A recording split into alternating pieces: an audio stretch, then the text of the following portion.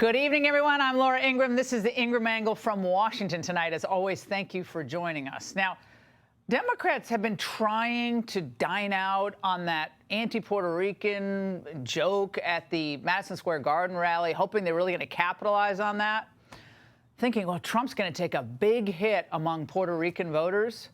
Well, this was Puerto Rico's shadow senator speaking today. I strongly and fully support and endorse Donald J. Trump to be our 47th president, to make America great again, and of course, to make Puerto Rico shine again. Oh, I loved it. I mean, they thought all these indictments on the lawfare was going to crush Trump, and it didn't. But a joke told by a comedian was going to get... These people can't be taught. But another narrative being trampled on, but, you know, certainly that won't stop Kamala from telling lies tonight.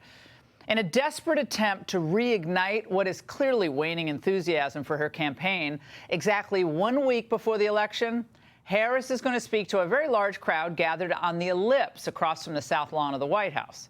We're going to bring it to you live. Meanwhile, Donald Trump, he's rallying in Allentown, Pennsylvania, which we'll also cover. But first, return to rage. That's the focus of tonight's angle. Now, think about the contrast here. Trump packs the Garden to the rafters.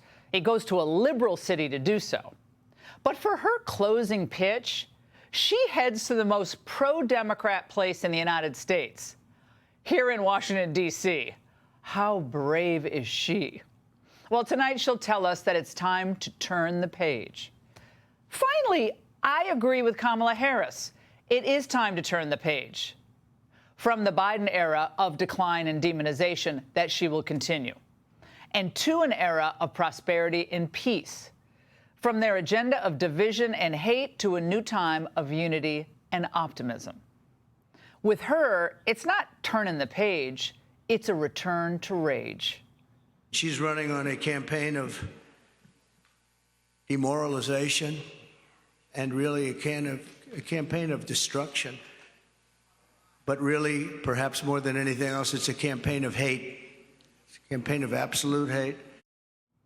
Of course, Harris is also going to go after Trump on abortion, because Democrats think so little of women, they reduce them to one issue.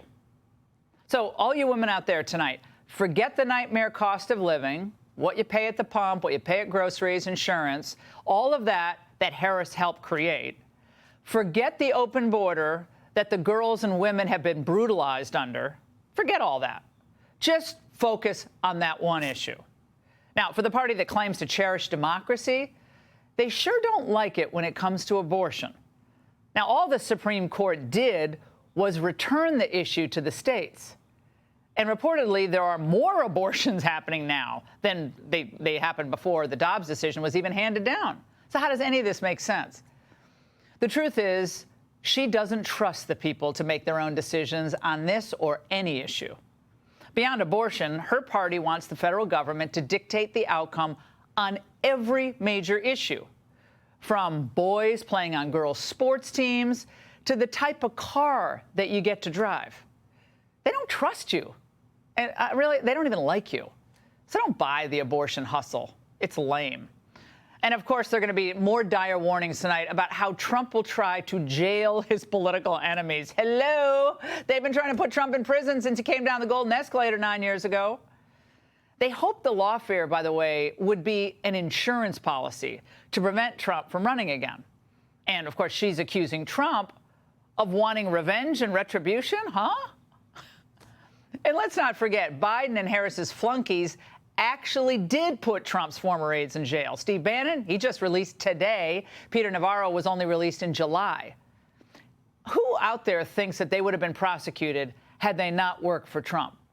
And if you think that, then I have some sand to sell you in the Mojave Desert. Now, let me say this, and I want to say this as clearly as possible tonight. We've got 1 week out to this election. Everything Kamala is saying tonight is a lie, all of it. It is a classic case of psychological projection. Donald Trump was president of the United States for 4 years. I've known him for about 25 years. I spoke to him at least once a month during that time he was president, and at no time did he ever try to weaponize the DOJ against his opponents. And he didn't use the military or the FBI against his opponents either. Never did it. So this speech of Kamala's will basically be a replay of Biden's Independence Hall speech. Remember that? With the creepy red lights? Biden, ultra MAGA is coming for you, kids. Now, it was nasty. It was hate-filled. It was laughed at. It convinced no one. Talk about divisive. But, of course, no more so than the Hitler Nazi fascist card that Kamala and company are desperately playing now. Kamala intends to conflict and keep this misery going, and she's going to keep it going as long as she can, because that's the only way she can get elected. She's going out and only criticizing, talking about Hitler and Nazi, and because her record's horrible. Her borders are the worst in the history of the world. That's an understatement, I think, if it's possible in the history of the world to be an understatement. Now, perhaps my favorite part of Kamala's speech tonight is her promising to bring Republicans to the table and even to give them positions in her administration. Okay. As if a single Trump supporter thinks that Liz Cheney or Adam Kinzinger count. They're worse than liberals. They're liberals who want perpetual war. So tonight is simply Kamala Harris's latest attempt to answer the Trump juggernaut. But his rise is based on his record, the economy, the border, his foreign policy. And he promises a return to peace and prosperity, which is pretty credible because he's done it before. But the animating theme of Kamala Harris's campaign is hating on Donald Trump and throwing a little abortion for good measure. It's toxic fear-mongering. And her economic plan, if you can even call it a plan, it's a joke, price controls and tired cliches. The fact is, she's been trying to play catch-up with Trump for several weeks now. Trump's dominating the male vote because he treats them like actual human beings. He offers them real solutions to their top concerns.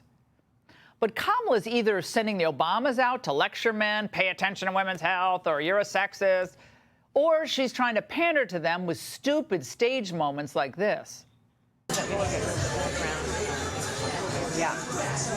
Oh, we have microphones and I was listening to everything. Oh, I didn't realize that. Okay. So, well, You'll now bleep you tell my us. F words. We just told all the family secrets. Two empty pantsuits having a beer. They're going to need shots after Tuesday night. All right. Meanwhile, Trump seemed totally at ease, remember, when he went on Joe Rogan's show for 3 hours or at the McDonald's drive-thru. It just seemed like classic Trump.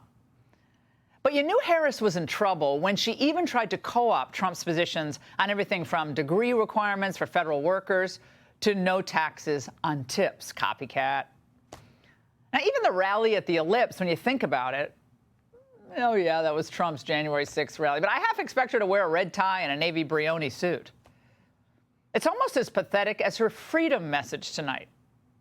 Democrats are the true guarantors of liberty. Really?